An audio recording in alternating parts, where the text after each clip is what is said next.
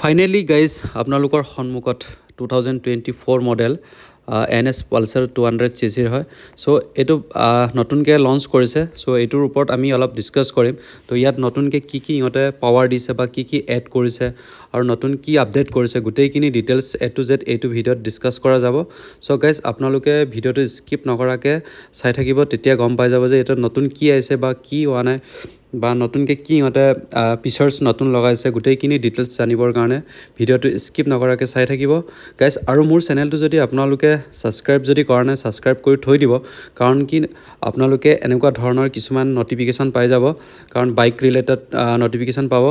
চ' guys বেছি দেৰি নকৰি ভিডিঅ'টো ষ্টাৰ্ট কৰোঁ। Hello' guys, welcome back to my another blog. এই ইঞ্জিনটোত মই ফাৰ্ষ্ট অফ অল আপোনালোকক কৈ দিছোঁ, লিকুইড কুল ইঞ্জিন পাব ইয়াতে, ট্ৰিপল স্পক পাব আৰু 4 বাল্ব FI ইঞ্জিন পাব আৰু 6 স্পীড গিয়াৰ আছে। ইণ্টাৰেষ্টিং, ইয়াতে 6টা গিয়াৰ বক্স পাই যাব। ঠিক আছে, এইটো ইঞ্জিনৰ মেক্সিমাম পাৱাৰ পোৱা যাব 18 কিলোৱাট 24.5 PS হ'ব। তাৰপাছত @9,550 RPMত চলিব। আৰু ডিছপ্লেমেণ্টত চাব গ'লে 199 cc হয়, ৰিলায়েবল ইঞ্জিন হয়।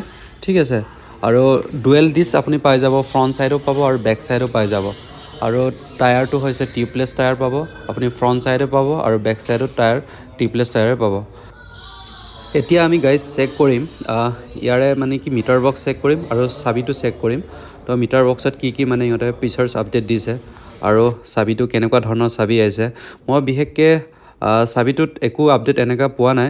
আগত যোনটো চাবি আহিছে NS Pulsarত এই ছেম চাবিৰ নিচিনাই লাগিছে, কিন্তু চাবিটো প্ৰিমিয়াম লাগিছে, একদম ধুনীয়া, মানে ভাল লাগিছে চাবিটো, ইমান সৰু চাইজৰ দিছে। আৰু মিটাৰ বক্সটো এতিয়া চেক কৰিব অলপ।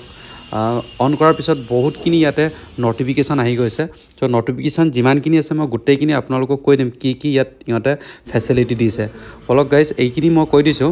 আপোনাৰ ফিচাৰ্ছখিনি হৈছে ব্লুটুথ কানেক্টিভিটি পাব, ট্ৰান নেভিগেশ্যন পাব, ফুয়েল লেভেল ইণ্ডিকেটৰ পাব, টেকোমিটাৰ পাব, ট্ৰান ছিংগল ইণ্ডিকেটৰ পাব, ছিংগল ষ্টেণ্ড ইণ্ডিকেটৰ পাব, স্পীডোমিটাৰ, অডোমিটাৰ, ট্ৰিপ মিটাৰ আৰু ABS ইয়াতে এভেইলেবল আছে। আৰু ইয়াতে ইণ্টাৰেষ্টিং, আপোনালোকে ইয়াতে 4টা কালাৰ অপশ্যন চইচ কৰিব পাৰিব। মই যোনটো দেখুৱাইছোঁ এইটো কালাৰটো হৈছে মেটালিক পুৰেল হোৱাইট বুলি কয়। তাৰপাছত আৰু 3টা অপশ্যন আছে, যদি আপোনালোকে যদি চাব বিচাৰে তেনেহ'লে শ্ব'ৰুম ভিজিট কৰি এবাৰ চাই ল'ব।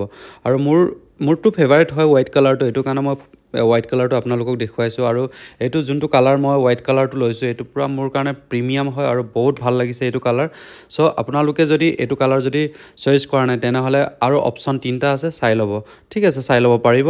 আৰু লগতে দেখাই পাইছে গোটেই, মই আপোনালোকক ভিডিঅ'ত দেখুৱাইছোঁ কেনেকুৱা লাগিছে, প্ৰিমিয়াম লাগিছে নে আপোনালোকে এবাৰ কমেণ্টছ বক্সত কমেণ্টছ কৰি জনাব। আৰু ময়ো গম পাম যে আপোনালোকৰ চইচটো কি হয়, আপোনালোকে কোনটো বেছি চইচ কৰে।